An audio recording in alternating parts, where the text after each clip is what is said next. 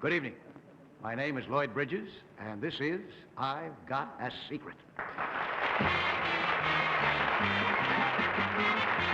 I've Got a Secret, brought to you tonight by Tony, creator of fine beauty products for the woman who prefers the natural look of beauty care at home.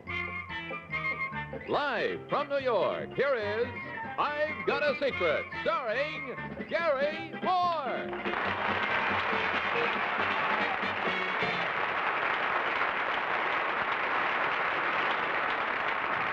Thank you. Good evening and welcome to I've Got a Secret. I suggest we get started right away meeting the members of our panel. First, sitting in for the vacationing Bill Cullen is Henry Morgan.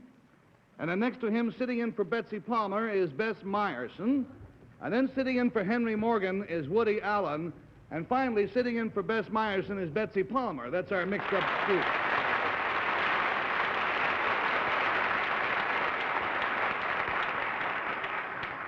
Welcome back, Woody. Thank you. This is your first time on that side of the room, isn't it? You were over here before as the celebrity guest. Now you're going to make you really work. Yes, I was on before with the dog that allegedly spoke. Understood him thoroughly.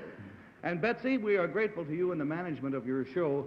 Betsy is playing in Boston right now with the show that she's bringing to Broadway here before too many weeks. It's called Roar Like a Dove.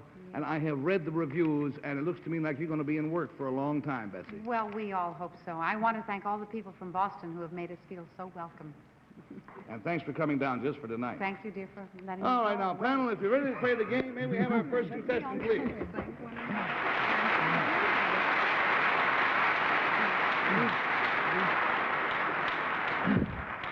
Will you tell our panel, please, what your name is and where you're from? Charles King from Spring Branch, Texas. Charles King, and he is from Spring Branch, Texas. And panel, to put it mildly, Charles King has a rather fascinating story.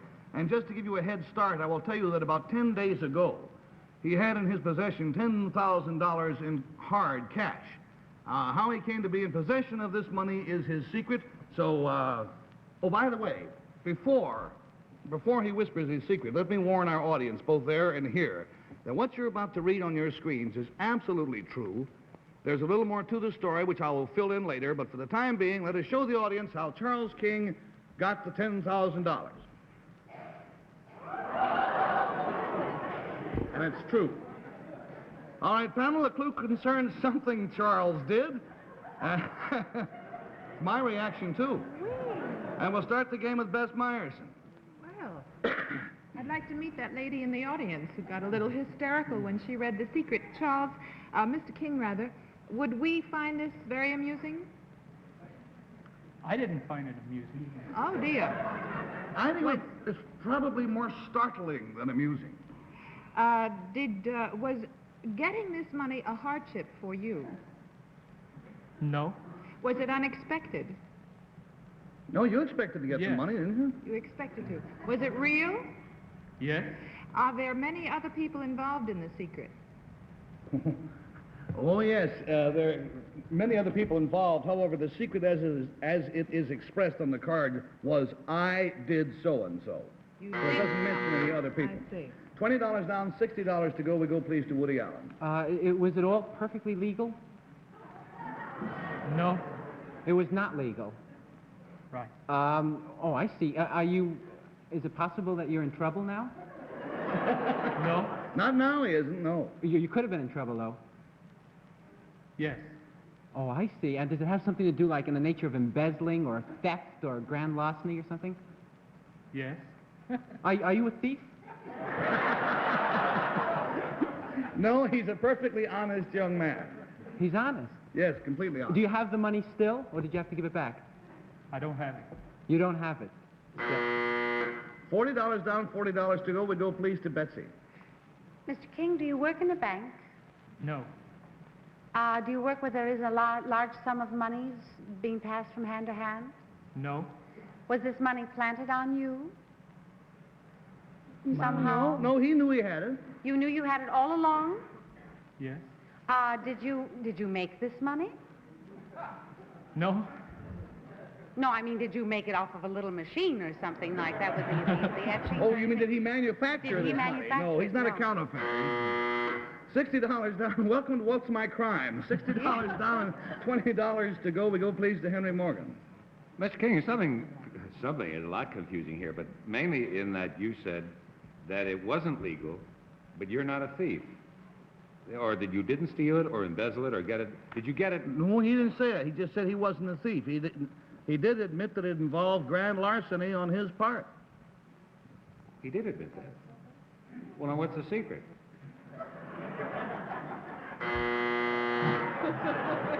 We've lost the $80. Panel, there is no sense beating around the bush with this secret. The way Charles King happened to be in possession of $10,000 is very simple.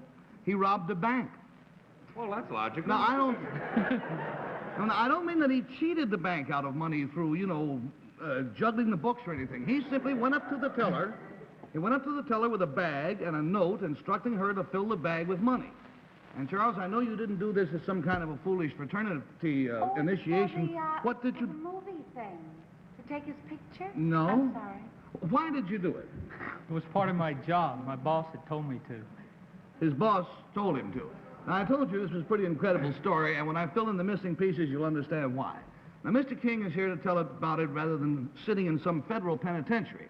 To begin with, he got his honorable discharge from the Army a short time back, and after a few weeks of readjustment to civilian life, he decided to look for a job. So where did you apply for a job, George? To the Texas Employment Commission. Uh-huh. And he was looking for work in the electronics or the electrical field.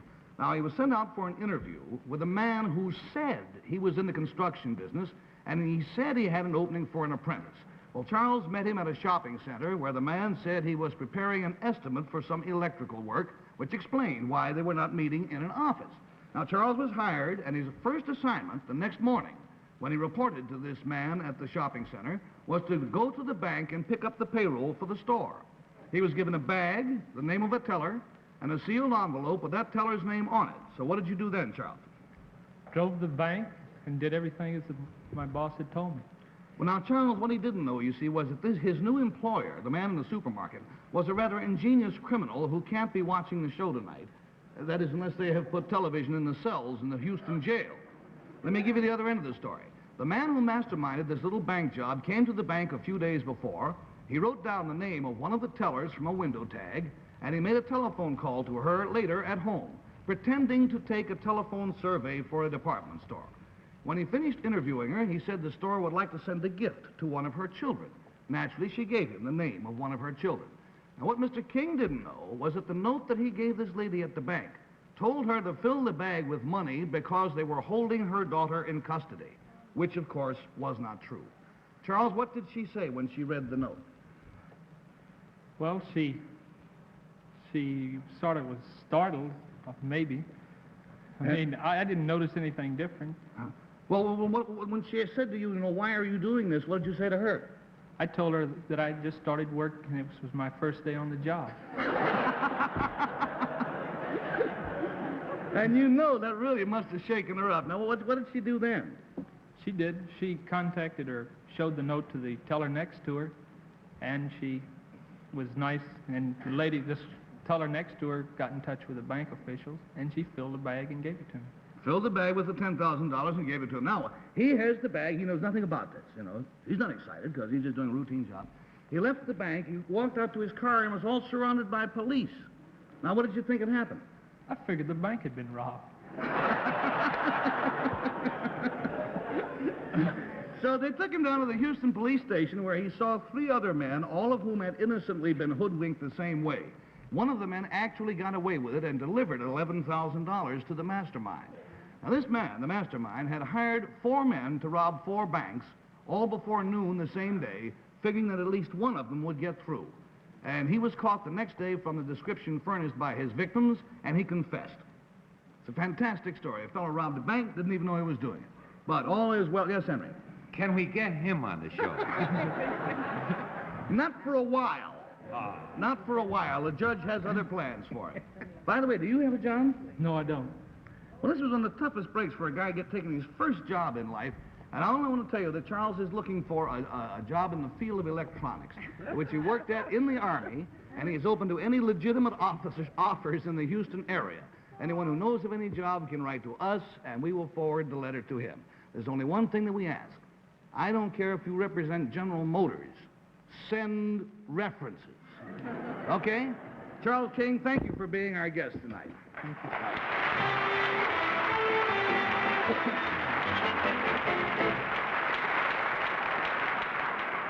Now, we'll be back with you in just a minute, but first, let's watch this. Bess asked if he was scared. No, he was the only one in the bank who didn't know there was a robbery going on. All the tellers knew it, you see. But because they thought they had the teller's young daughter in custody, they figured the best thing to do is give him the money and try to catch up with him later. All right, now may we have our next contestant, please. Will you come in, please?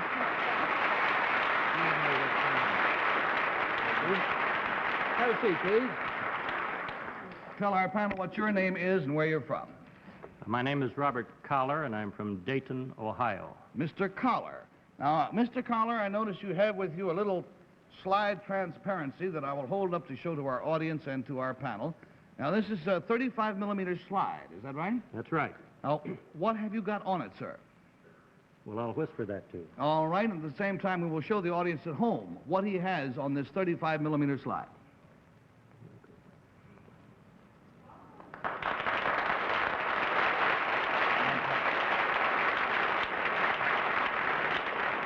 Now, panel, the clue to Mr. Collar's secret concerns something he has on this slide, and we'll start the game with Henry Morgan, please.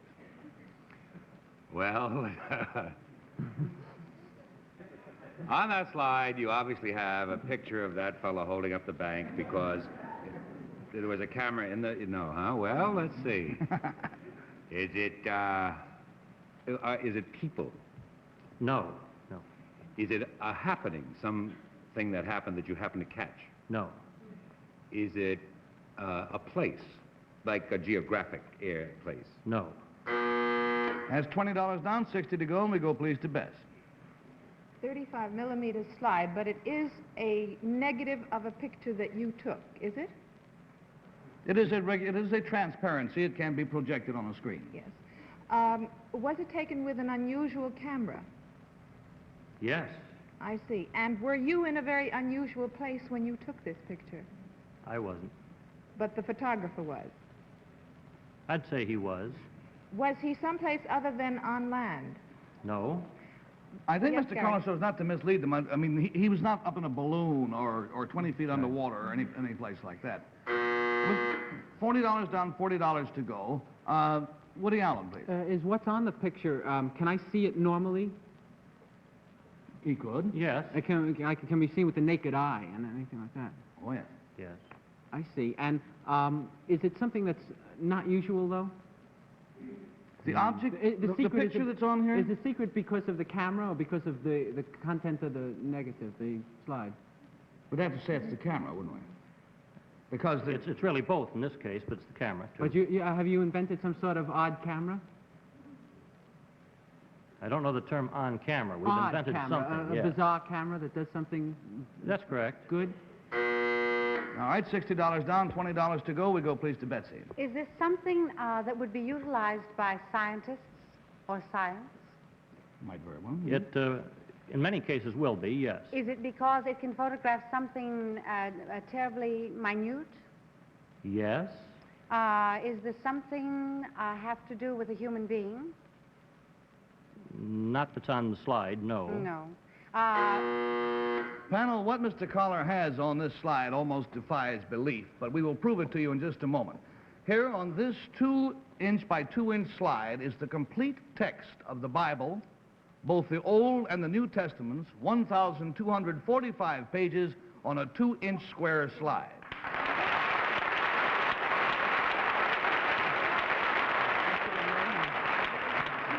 Robert Collar is Vice President of Research and Development for the National Cash Register Company, which has developed a new information storage system which reduces a document in size 50,000 times.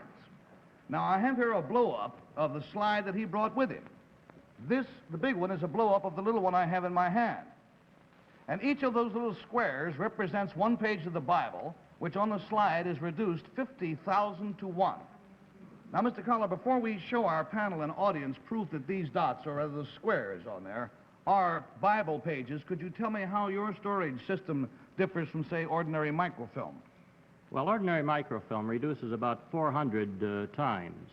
As you've already said, Gary, this reduces about 50,000 times. That's the first difference. Also, you can correct this film as you make the various pictures. Human error enters in, you can actually change it as you go. Well, they must save a fantastic amount on storage space. Could you give us an example of that?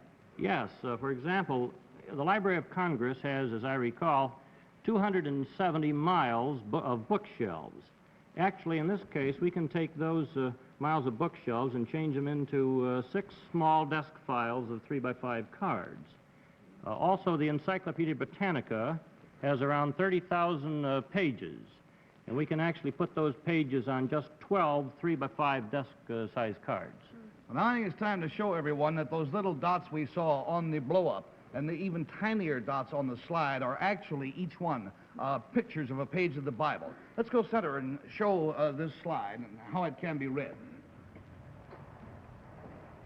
Now, the instrument that you see here is a micro viewer which was developed by National Cash Register Company. Mr. Collar will now put this under a projector and show you just one of those tiny, tiny, tiny dots. Then he kind of zeroes it in on this, well, what appears to be a television screen. Actually, it's a projection screen. And there you're looking at one tiny dot. He can go from page to page, and I hope you can see how terribly clear and legible it is. There's the Gospel according to St. Luke.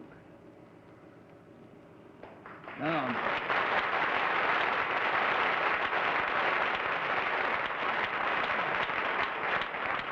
if the Bible were to be put on ordinary microfilm, it would require 100 feet of microfilm.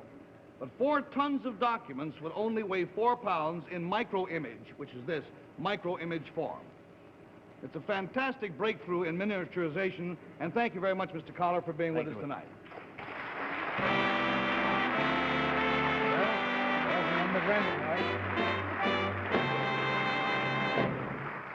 We'll be back with you again in just... Now it is time to meet our special guest for tonight. He is the star of television's famous Sea Hunt series, and this coming Saturday he will be present for the opening of the Sea Hunt Underwater Show at the World's Fair Transportation and Travel Pavilion. Here's Lloyd Bridges.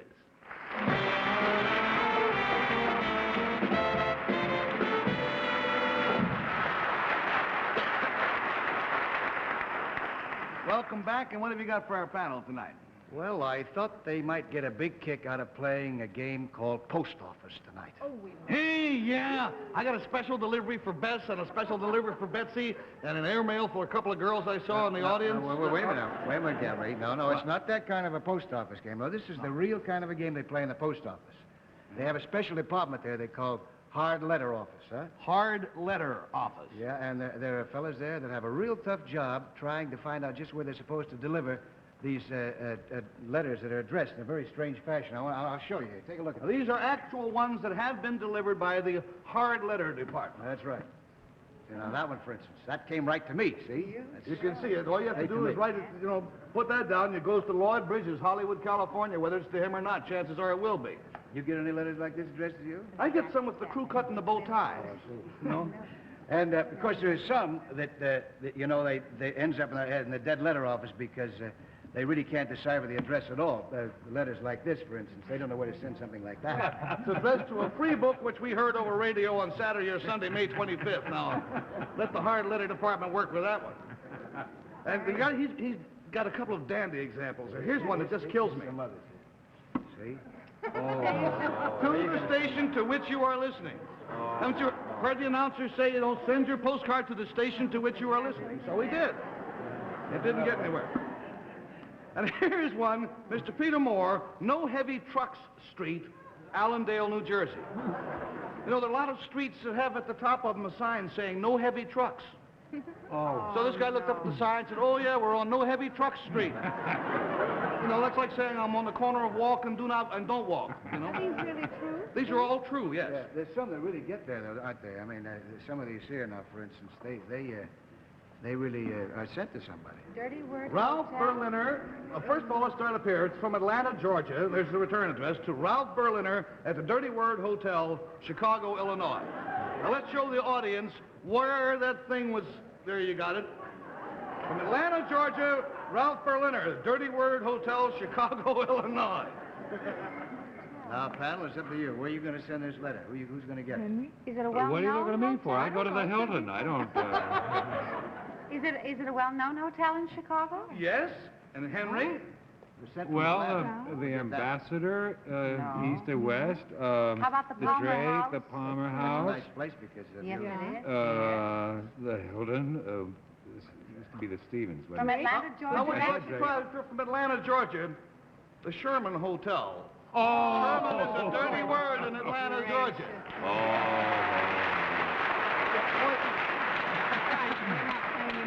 What do we got for Bess now? We'll give Bess first crack at this. Oh, this is a lovely one. It's come... You bear this in mind now, too, because the guy, you know, he speaks with an accent. It's from Italy. From Calabria, Italy, It's an institute. and this is the institute to which it was successfully delivered. Try and say that, Betsy. Can you say that? Psychiatrist? Try and say Sotiacris? Sotiacris. Sotiacris? that. Like an Italian. Say it like an Italian. Sotiacris. Soti something. Salty? Psychiatric Institute. Psychiatric. Psychiatric. And it got there. Let's go to Woody. It did get there?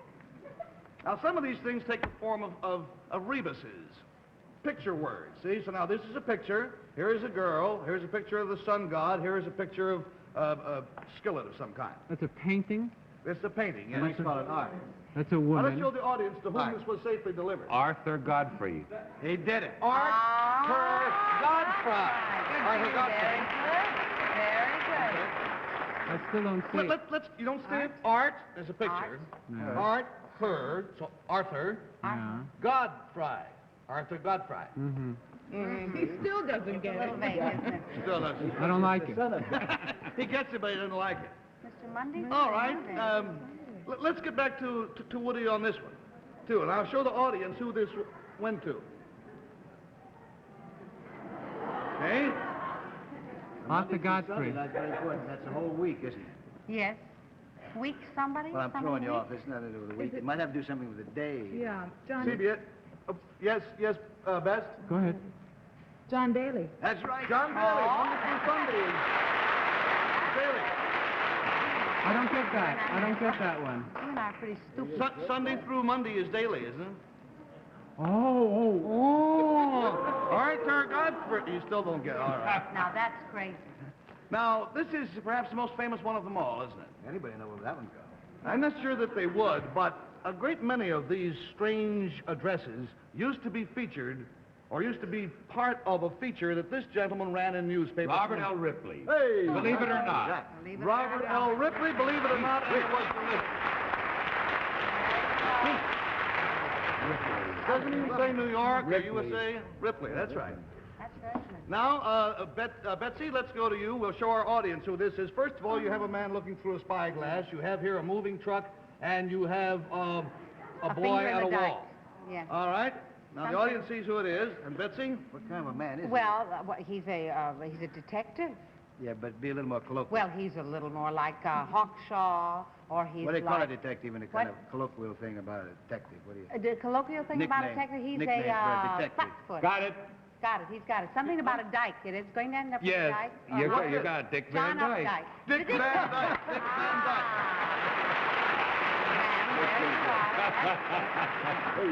This is an easy one. Woody, let's get back to you. You've been having trouble here. Let's show the audience.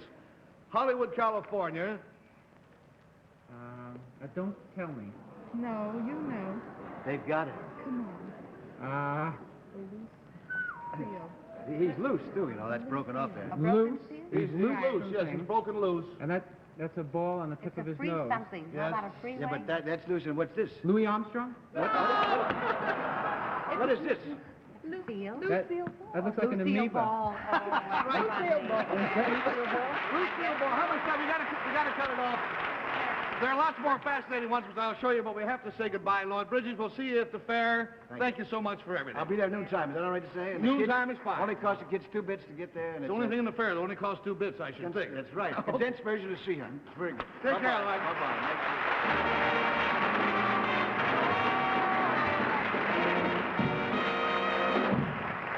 Lloyd. We'll be back with you again right after this important message. Medical research is finding new ways to treat mental health problems. Give generously to your mental health fund. Speaking for guest Woody Allen, the rest of the panel, this will be Garry Moore then saying goodbye, and we'll see you next week. Take care.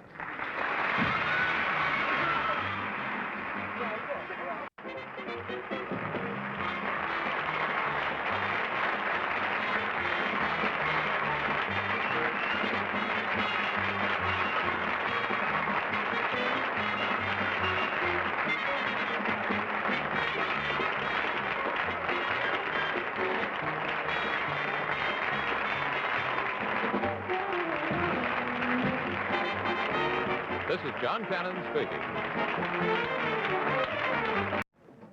Good evening. My name is Lloyd Bridges, and this is I've Got a Secret. I've Got a Secret, brought to you tonight by Tony, creator of fine beauty products for the woman who prefers the natural look of beauty care at home. Live from New York, here is I've Got a Secret, starring Garry Moore.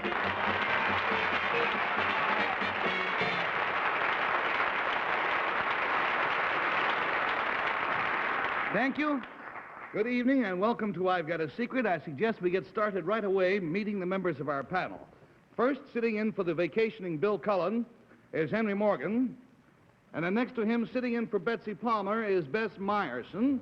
And then sitting in for Henry Morgan is Woody Allen. And finally, sitting in for Bess Myerson is Betsy Palmer. That's our mixed-up group.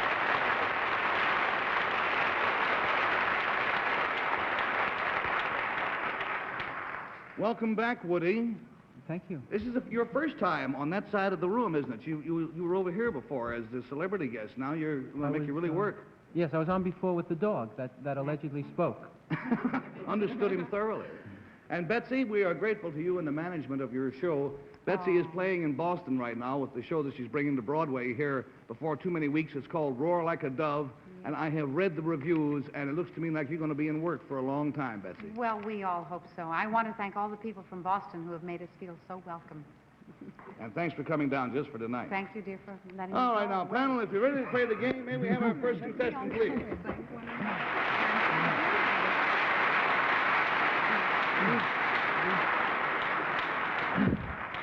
Will you tell our panel, please, what your name is and where you're from? Charles King from Spring Branch, Texas. Charles King, and he is from Spring Branch, Texas. And panel, to put it mildly, Charles King has a rather fascinating story.